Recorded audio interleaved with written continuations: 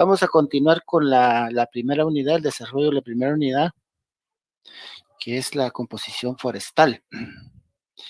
Hoy vamos a ver lo que son los bosques mixtos y los bosques protectores y de reserva.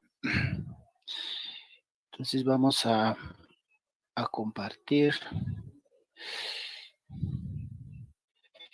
Vamos a buscar esto.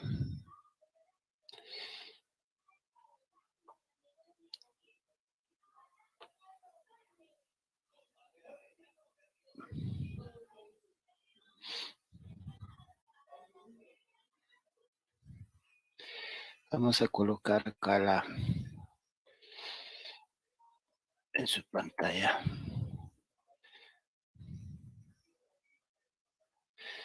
Vamos a compartir la pantalla.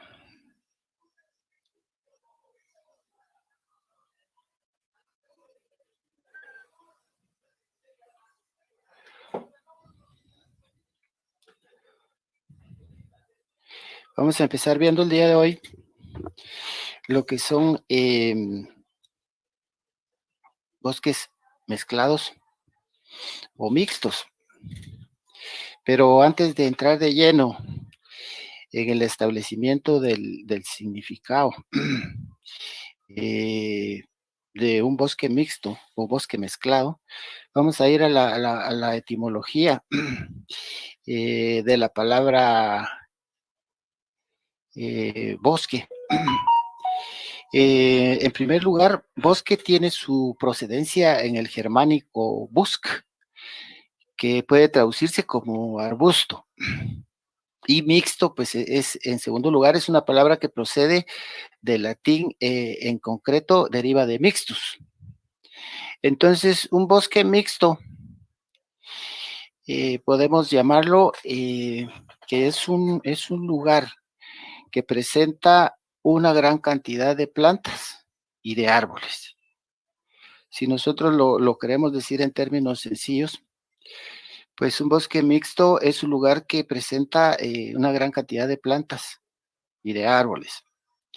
Y mixto, por su parte, es algo compuesto por diversos elementos. Entonces, podemos llamar bosques mezclados o mixtos cuando el bosque está formado por dos o más especies. En general, los bosques de clima frío son puros, pues las condiciones de rigurosidad del clima solo permite el desarrollo de pocas especies.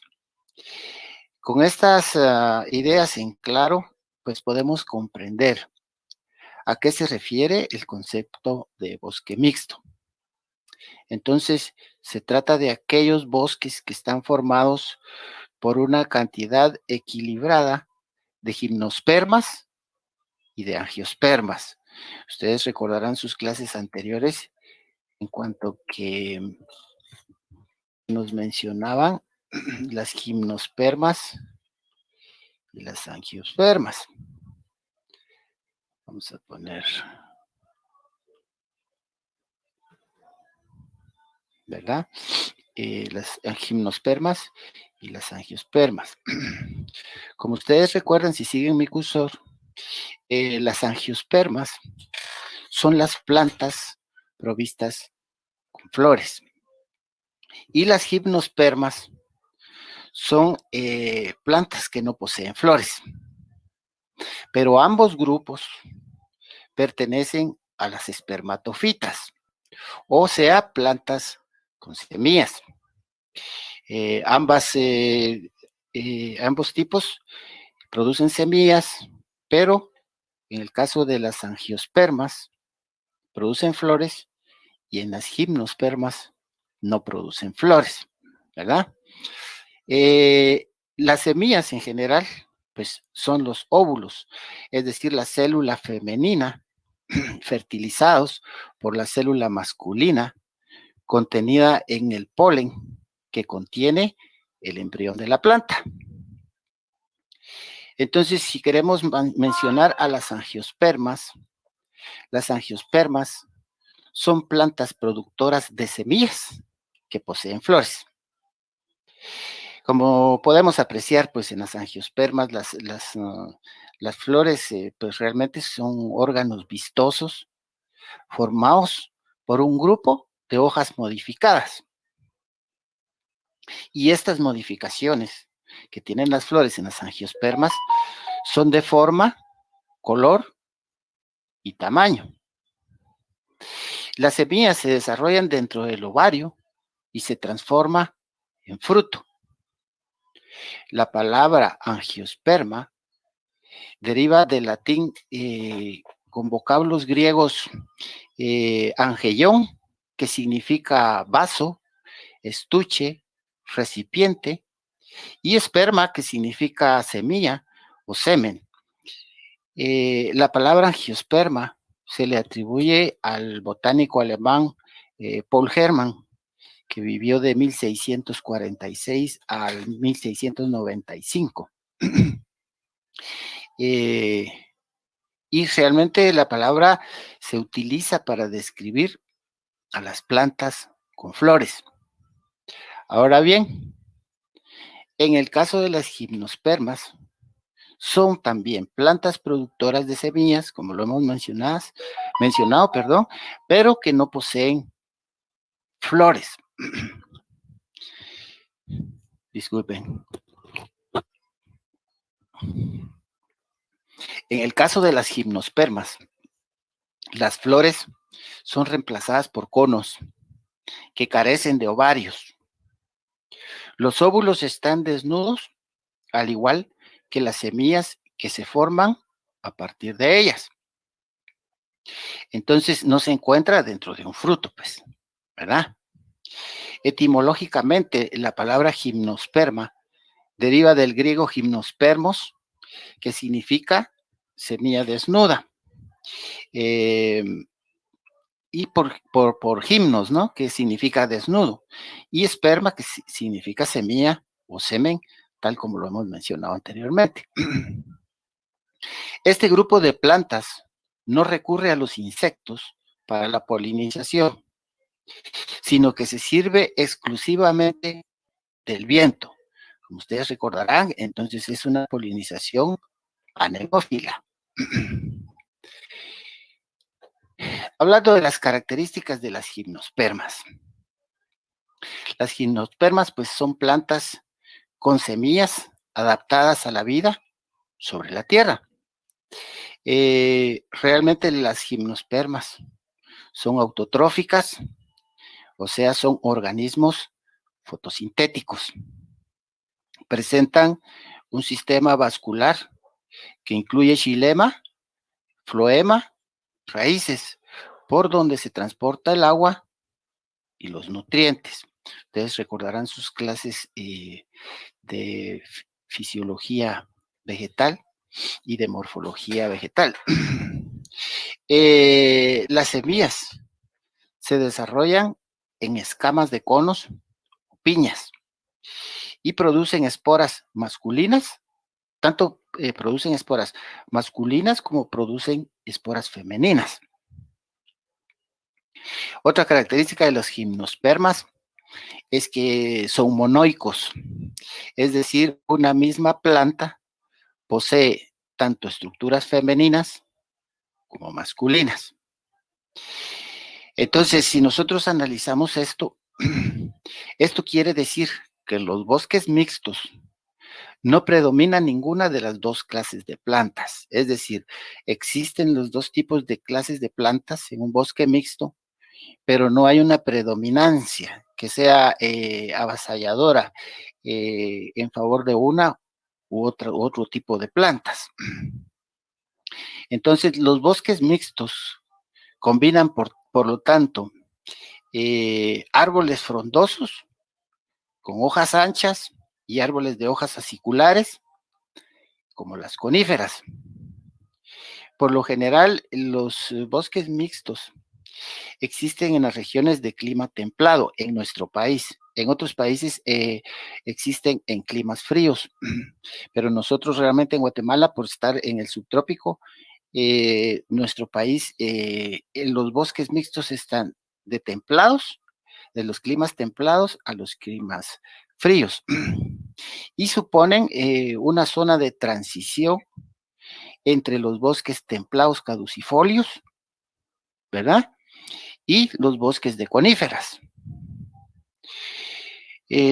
Otra cosa que podemos anotar de los bosques mixtos es que en invierno presentan una particularidad las coníferas.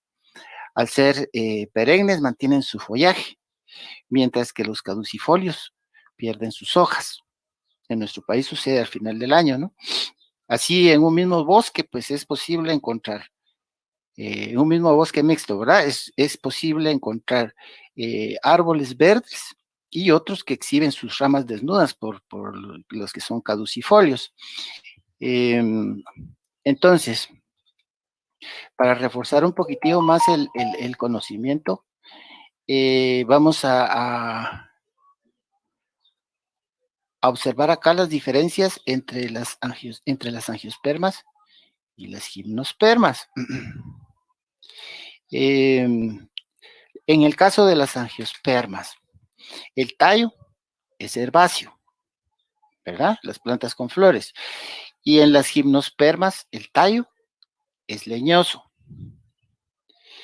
En cuanto a las hojas, en las angiospermas hay perennes y hay caducas. En el caso de las gimnospermas, son perennes. En cuanto a las semillas, en las angiospermas están cubiertas por el fruto, mientras que en las gimnospermas las semillas se encuentran desnudas. En cuanto a la reproducción de las angiospermas es más rápida en comparación a las gimnospermas, que es mucho más lenta, ¿verdad? La polinización que se efectúa entre varios grupos. Entre estos grupos, en el caso de las angiospermas, es zoófila e indirecta, ¿verdad? Cuando hablo de polinización indirecta, ustedes se recordarán, lástima que no estamos estamos en persona, porque me gustaría que ustedes me la indicaran, pero en este caso, pues, si hablamos de que es una polinización zoófila e indirecta, cuando hablamos de indirecta estamos hablando de una polinización cruzada, que es cuando se cumple con la participación de dos flores hermafroditas o de sexos opuestos, o sea, unisexuales, ¿no? Entonces puede suceder que los estambres sean más chicos que el estigma del gineceo, y cuando maduran, los granos de polen no pueden llegar al estigma. Para que se cumpla esta forma de polinización, es necesaria la intervención de agentes exteriores que transportan los granos de polen de una flor a la otra. Por eso es que es zoófila, ¿verdad? La polinización, porque es necesario la intervención de agentes exteriores que transportan los granos de polen de una flor a la otra. En el caso de las gimnospermas, la polinización es anemófila, o sea, por el viento, como lo hemos mencionado anteriormente, y es en forma directa, que es cuando se produce la polinización en forma directa, es cuando se produce en una misma flor. Para que esto ocurra, la flor debe ser hermafrodita y sus estambres de mayor altura que el gineceo, pues, por supuesto. La fecundación en las angiospermas es doble y en las gimnospermas es simple. En las angiospermas las especies son más de 250,000, mientras que en las gimnospermas son 850, ¿verdad? Más o menos. Ahora, hablando de los bosques mixtos, y la localización del bosque subtropical de coníferas. Entonces, el bioma de los bosques mixtos, según el Fondo Mundial para la Naturaleza, estos bosques se incluyen en el bioma denominado bosques templados de frondosas y mixtos. Ahora bien, este de bosques templados de frondosas y mixtos se utiliza principalmente para los bosques de los Estados Unidos y de Canadá. Ahora bien, los bosques templados de frondosas y mixtos, a los bosques mixtos de las sierras de México y Centroamérica se les denominan bosques subtropicales de coníferas. Como ustedes pueden ver, aquí tenemos bosques mixtos, que es el área de bosques subtropicales de coníferas, que van desde el norte de México hasta Nicaragua, ¿verdad? Si ustedes pueden observar, y en alguna ocasión tal vez recibieron curso conmigo en los primeros grados básicos, yo les he mencionado que esta otra área que aparece acá, que también son bosques mixtos, es el Himalaya. Es el Himalaya, que está más o menos situado a la misma latitud en la que se encuentran los bosques mixtos. Esta es un área que se llama Luzón, creo que es de Japón, creo yo, o de China, no estoy seguro. Pero lo más importante es de que yo les decía en alguna ocasión que los climas van con respecto a la latitud, o sea, en este sentido, en el sentido del polo norte al polo sur, tomando en cuenta la línea del Ecuador, que está por acá. Entonces, más o menos, la latitud indica el clima. Por eso es que en los Himalayas, más o menos a la misma latitud, se encuentran también esta agrupación de bosques mixtos que es importante en el mundo. Y el tiempo, como les decía yo, va en sentido de la longitud, o sea, en este sentido, ¿verdad? Nosotros estamos, ¿qué? 8 horas de diferencia porque estamos en este sentido a España, por ejemplo. Entonces, estos son los 3 lugares más importantes del mundo en cuanto a los bosques mixtos, que son llamados bosque subtropical de coníferas. Dentro de los bosques subtropicales de coníferas hay una subclasificación, que son los bosques madrenses de pino y encino, que son bosques mixtos de montaña con predominio de pinos y encinos. Ustedes bien se recordarán que en nuestro país, si vamos a un bosque mixto, encontramos pino y encontramos encino, o sea, quercus, ¿no?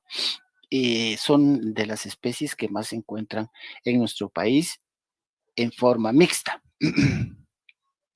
Se localiza en el sistema, en Guatemala, se localiza en el sistema montañoso, extendiéndose desde México hasta el sureste de los Estados Unidos, hasta Nicaragua en Centroamérica, pasando por Guatemala.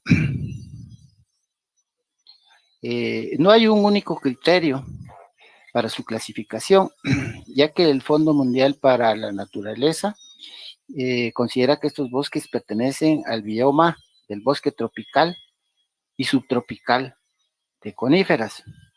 Esto en razón de su latitud, como yo les decía, en razón de su latitud geográfica.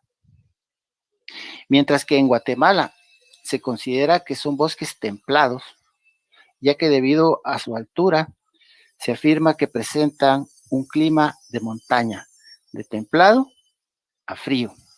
En otros países, pues el clima es más frío, en donde existen los bosques mixtos. Por nuestra latitud, nosotros tenemos considerado que los bosques mixtos están de un clima templado a un clima frío. Ahora, pero ¿qué tipo de clima es ese, verdad? El tipo de clima es prácticamente lo que llamamos un clima de montaña, con temperaturas medias que van de 12 a 23 grados centígrados, que es un rango equiparable a un clima subtropical a templado, pudiendo llegar a bajo cero en algunas etapas frías en nuestro país. Básicamente, pues son ecosistemas húmedos o subhúmedos, con una precipitación anual entre 600 y 1000 milímetros. Por lo general, se sitúan entre los 1000 y los 3000 metros sobre el nivel del mar y las lluvias son abundantes. Ahora bien, vamos a ver los tipos de bosques en Guatemala. Aquí tenemos una lámina en donde están ubicados los bosques de Guatemala. Aquí tenemos con este color como amarillo la selva tropical húmeda, que está básicamente en el departamento del Petén. La selva tropical lluviosa, que sería la parte sur del Petén y la parte norte de los departamentos de Huehuetenango, Quiché, Alta Verapaz e Izabal, ¿verdad? Luego estaría la selva de montaña, que está identificado con el número 3, que es este verde que aparece acá, que atraviesa los departamentos de Huehuetenango, el Quiché y Alta Verapaz.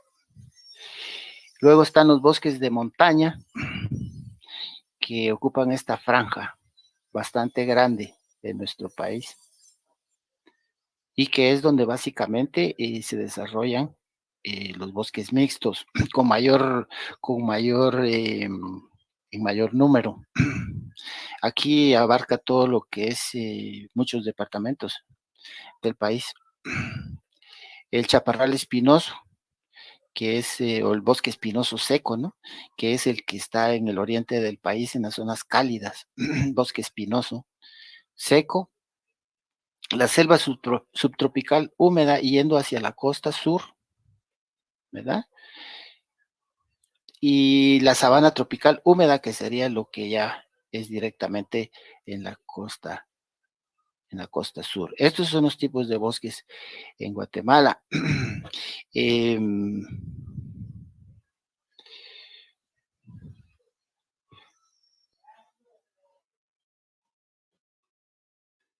la ubicación geográfica del bosque mixto en Guatemala básicamente sería la siguiente. Se encuentra en gran demanda en el área norte y sur de Guatemala.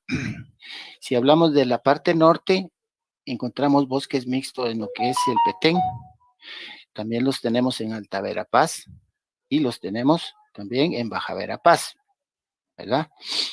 Y en la zona sur, lo que sería Escuintla, Mazatenango, Retaluleu y San Marcos. Los bosques mixtos, o sea, de coníferas y latifoliadas, se encuentran en los altiplanos del país y las sabanas peteneras. Básicamente esa es la localización de los bosques mixtos en Guatemala.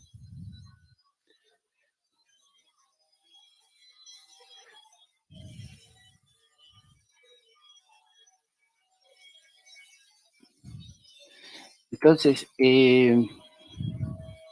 ¿cuál es la especie dominante? La especie dominante de los bosques mixtos, los pinos. Eh, Como ustedes saben, en cuanto a la aparición de bosques mixtos en el país, las especies que dominan son Pinus y Quercus, pero principalmente la especie que domina aún más entre las dos son los pinos, que también son plantas pioneras, ¿verdad? En el establecimiento son plantas pioneras cuando estos ecosistemas sufren algún tipo de daño. Estos ecosistemas ocurren en zonas de climas estacionales con inviernos fríos y lluvias escasas, mientras que los veranos son cálidos y húmedos, como en el altiplano nacional. Aquí en la imagen que ustedes ven, este es el pino candelillo, ¿verdad? El pino candelillo, que es el pino maximinoi, muy, muy agradable a la vista, por cierto. Entonces, las especies de pinos que se pueden localizar en un bosque mixto serían las siguientes. El pino ayacahuite, ¿verdad? El pino cetrobus, variedad chiapensis, que este es el pino blanco del Canadá.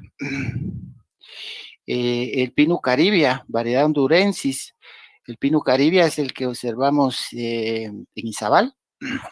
Está más o menos ubicado en la parte de Izabal y un poco hacia el Petén. Si ustedes viajan por ahí por la Ruidosa, observan pino maximinoi, pino caribia, perdón, pino caribia hasta, yo diría que hasta Poptún, entre San Luis y Poptún. Yo diría que todavía he visto algunos en Pinus caribia en Poptún. Está el Pinus Hardway, el Pinus maximinoi, el Pinus devoniana, el Pinus pseudostrobus, que es el pino triste, ¿no?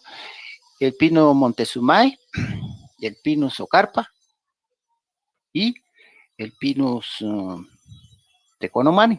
teconomani. Vamos a... Este sería la imagen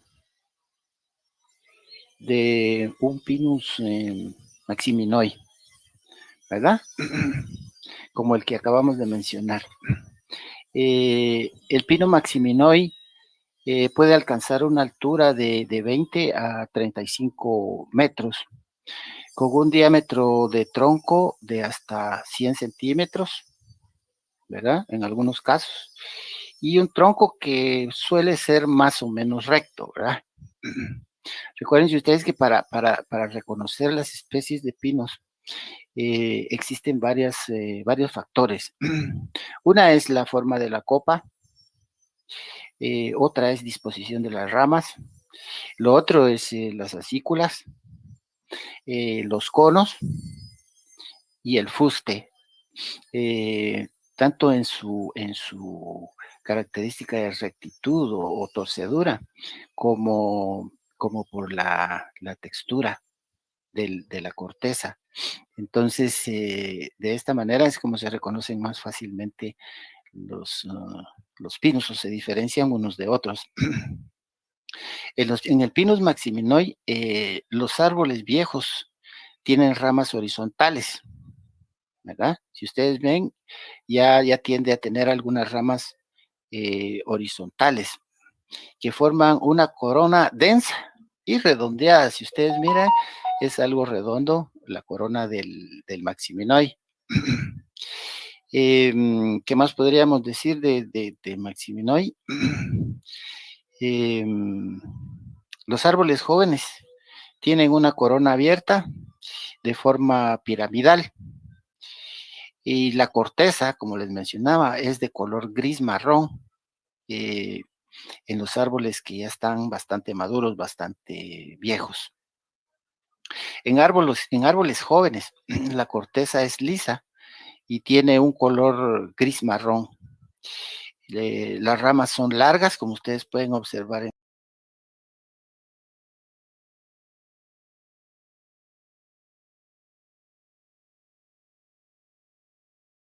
carpa, son las vesículas del pino carpa. Este pino, pues, es también llamado el pino de ocote, ¿verdad? Es el que, de donde se extrae el ocote. No sé si ustedes han visto, pero a veces la extracción del ocote tiende a dañar mucho el pino carpa porque la gente solo extrae el ocote y así lo deja y el árbol a su suerte si logra sobrevivir o en dado caso empieza a contraer enfermedades y plagas, ¿no? Este pino alcanza alturas de 45 metros, con un fuste recto y cilíndrico. La copa es irregular, o sea, tiene algunas ramas finas y relativamente ralas. Las ramas inferiores, pues tienden a ser horizontales, ¿verdad? Y las superiores son más ascendentes. En el caso de la corteza, es un color rojizo oscuro, ¿verdad? Ya ustedes tienen en mente cómo es el locote, así es más o menos el color que presenta la corteza. ¿Qué más podemos decir acá? El color pues sería grisáceo, oscuro o café rojizo o oscuro, fuertemente fisurado y se exfolia en bandas largas e irregulares escamosas, ¿no? Las hojas, como ustedes las pueden ver acá, son en forma de aguja, o sea, circulares, en grupos de 5, ocasionalmente 3 o 4, de 14 a 25 centímetros de largo, son erguidas, son gruesas y ásperas, y con bordes finamente aserrados. En el caso del Pinus caribia, que es el que les mencionaba, que llega yo calculo que a Poptún, yo diría Poptún. Es el pino del Caribe, que le dicen también, Pinus caribia, o pino del Petén. Este es un árbol que alcanza alturas de 30 metros y diámetros de hasta 25 centímetros del fuste, ¿no? Aunque en suelos óptimos puede alcanzar alturas de hasta los 45 metros, con un fuste recto y limpio, de ramas en los primeros 12 metros o más cuando es adulto. La copa, en este caso, no es redonda. El Pinus caribia tiene una copa piramidal, si ustedes la observan. Tiene una copa piramidal con ramas bajas horizontales, caedizas y ramas superiores que son ascendentes, tal y como se puede ver acá. La corteza en estos árboles adultos pues es gruesa, es de un color pardo rojizo y forma placas ásperas con profundas fisuras verticales y horizontales. En árboles jóvenes la corteza es más rojiza, más áspera y escamosa. En el caso de las hojas son en forma de agujas también, como en todos los pinos, ¿no? En fascículos de tres, ¿verdad? Algunas veces 2, 4 o 5, de 15 a 25 centímetros de largo, son rígidas, verde oscuro, o también pueden ser en algunos casos verde amarillento.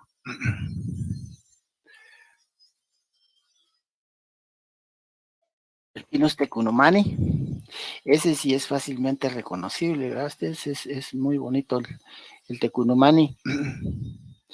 Este tecunumani, disculpe, este tecunumani es una especie cultivada en varios países del mundo, porque tiene una importancia industrial. Tiene también la ventaja que es de muy rápido crecimiento, tiene un alto rendimiento y una buena calidad de su madera. Esta madera es utilizada principalmente como madera cerrada, madera terminada o laminada, que le dicen, paneles, producción de pulpa y papel, entre algunos otros usos que tiene el Pinus tecunumani. Esta especie es reconocida como una de las mejores especies de pino de América en cuanto a su potencial genético y productivo, por lo que constituye un recurso forestal muy valioso. Bueno, el bosque mixto tiene, como hablamos a un inicio, una diversidad de especies. quizá de las más importantes que de las que ya hemos mencionado y mencionando otros tipos de árboles, además de pinos y encinos, encontramos árboles también de los géneros Abies, el Arbutus, que el Arbutus es el madroño, y el Cupresus, ¿verdad? Este es bien conocido bueno, allá en Alta Verapaz realmente no es muy conocido, pero acá en Occidente sí es bastante más conocido porque lo utilizan mucho para árbol de Navidad, ¿va? Que es el Abies guatemalensis o pinabete, también conocido como, como pinabete. Este Abies guatemalensis, pues como ustedes saben, está protegido por las leyes del país y se permite su comercialización, pero de una manera controlada, con marchamos blancos del Instituto Nacional de Bosques. Es muy perseguido porque por el olor y su aspecto para Navidad. Es un excelente árbol navideño, quizá el mejor que hay, pero eso ha hecho que también van disminuyendo las poblaciones de aves guatemalensis en Guatemala. Y se han creado también campos de producción de aves guatemalenses, principalmente en Totonicapán. Totonicapán, a la parte de Quetzaltenango y San Marcos, Huehuetenango, porque por la rectitud de los troncos y la trabajabilidad de su madera también se usa en artesanías decoradas con dibujos típicos como letras, cruces y otros adornos, ¿no? Eh, Otros objetos típicos para los que son utilizados son cofres, portallaves, portarretratos y algunos utensilios de cocina. También se usa para leña y para carbón. Es una especie de alto uso. Aunque, como les he mencionado, la sobreexplotación del bosque natural por la falta de plantaciones la ha llevado al filo de la extinción, pero ya existen plantaciones. Lo único es que se sigue utilizando de manera ilegal, principalmente por las épocas de fin de año, por lo cual hoy en día se prohíbe su corte en Guatemala con la imposición de multas. Sin embargo, pues como les menciono, hay ya organizaciones que tienen cultivo de pinabete, eh, ya están trabajando con varias ONGs en plantaciones de sistemas agroforestales, eh, como protección también, con programas de enriquecimiento forestal y el manejo sostenible de los bosques comunales. Y otro que nos aparece también en los bosques mixtos es el muy conocido ciprés o Cupressus lusitanica. Hay varias especies de Cupressus, ¿no? Pero aquí vamos a mencionar lusitanica, que es el más común en bosques mixtos. Lusitanica, pues la madera se usa para construcciones interiores y exteriores, ¿verdad? También se usa para hacer muebles finos, de comedor y de sillas, muebles tapizados, bueno, tiene bastantes usos. Su durabilidad y la apariencia que presenta el cipresa es adecuado para usarse en lugares húmedos de la casa, como baños o para muebles. Por eso es que es a veces muy perseguido. Pero hablando ustedes conocen la Sierra de las Minas. En la Sierra de las Minas eh, están los cipreses entre los 5 árboles más apreciados por la comunidad, porque es útil para vigas, para tablas y como adorno en fiestas. Bueno, él tiene muchos usos el ciprés. Pero ahora bien, todas estas especies presentan eh, beneficios socioeconómicos. Entonces aquí podemos ver en esta gráfica, podemos dividir en 3 partes. lo que son los beneficios que nos puede brindar un bosque mixto. Beneficios ambientales, beneficios sociales y dentro de los beneficios económicos, pues está los productos de la madera y los productos no madereros. Eh, por eso es de que los bosques mixtos se consideran el sector forestal, como parte del sector forestal, se considera como parte del subsistema del sistema económico nacional.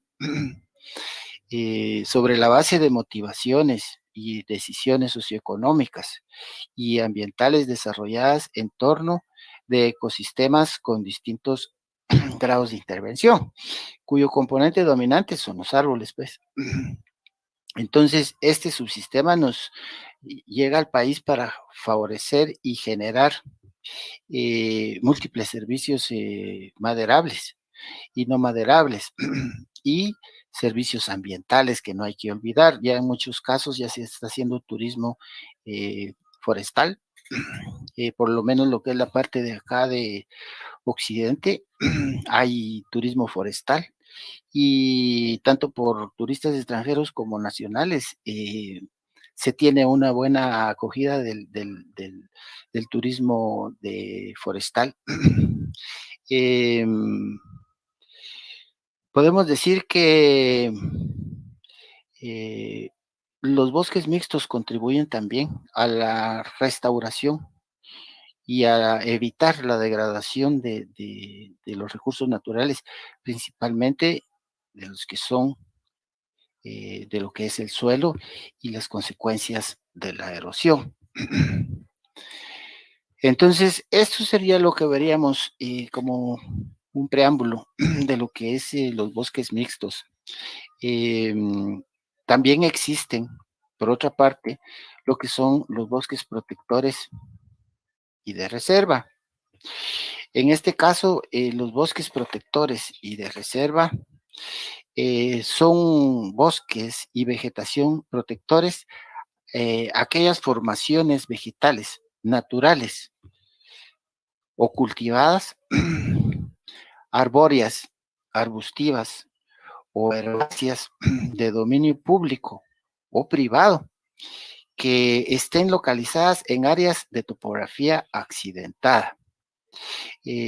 También, bueno, principalmente en áreas de topografía accidentada. Ahí es donde nosotros podemos ubicar bosques protectores y de reserva. También en cabeceras de cuencas hidrográficas, ustedes saben la importancia que tiene la mantención de los bosques, de la vegetación en general alrededor de las fuentes de agua y principalmente en las cabeceras de las cuencas hidrográficas, en zonas que por sus condiciones climáticas, edáficas e hídricas no son aptas para la agricultura o la ganadería. Sus funciones son las de conservar el agua, el suelo, la flora y también la fauna silvestre. Estos serían bosques protectores y de reserva. Entonces, el día de hoy vamos a concluir acá.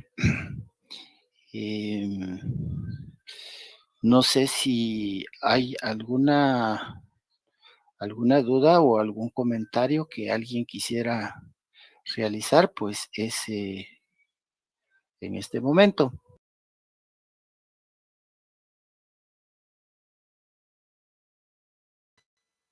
Bueno, si alguien quiere realizar alguna duda o alguna inquietud, pues puede hacerlo en este momento. Mientras eso puede ocurrir, les quiero agradecer los que enviaron la evaluación diagnóstica. Muchas gracias, me sirve mucho porque puedo orientar o reorientar el curso de acuerdo a las respuestas que ustedes me enviaron y se los agradezco mucho a los que me la enviaron. Vamos a hacer lo siguiente. Ustedes se recuerdan que, pues ni modo, yo les envié el requisito de asistencia mínima para el curso. A partir de este momento y cuando alguien me ponga nuevamente para confirmar su asistencia, 30 segundos y en 30 segundos los que no me envíen la asistencia, no les vale la asistencia solo de inicio del día de hoy. Entonces tienen 30 segundos para enviarme nuevamente su nombre, o sea, escríbanme ahí otra vez donde me escribieron. Tienen 30 segundos y los que estén presentes pues tienen su asistencia y los que no, pues se las vamos a tomar como inasistencia. Así que envíenmela ya. Tiene 30 segundos. A los 30 segundos se cierra y ya no hay más asistencias. Cuenta el tiempo. Los que estén presentes.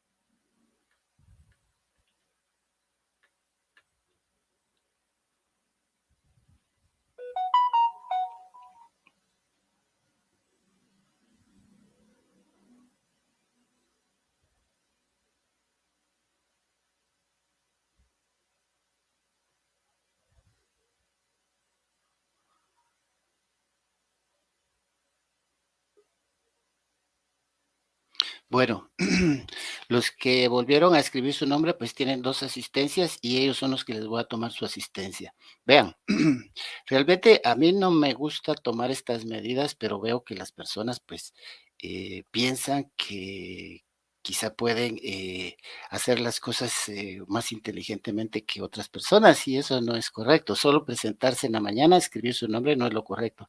Les voy a tomar la asistencia a los que escribieron ahorita, o sea, los que aparecen 2 veces y los que no aparecen, pues no tienen la asistencia. Se necesita el 80% de asistencia al curso. Entonces, los que me conocen saben que lo voy a hacer.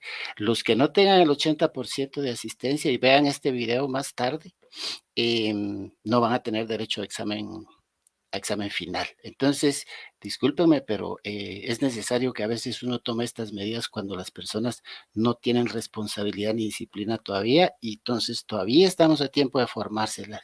Entonces, les agradezco el día de hoy. Nos vemos en la próxima sesión de clase. Trabajen su ensayo, que es lo que tenemos pendiente, y comuníquenle a sus compañeros que solo poner una asistencia una vez no es suficiente acá. Lo vamos a dejar ahí. Los que ya están fuera de los 30 segundos ya ni escriban si les avisaron ahorita a sus compañeros porque ya no los tomo en cuenta. Así que tengan una buena tarde.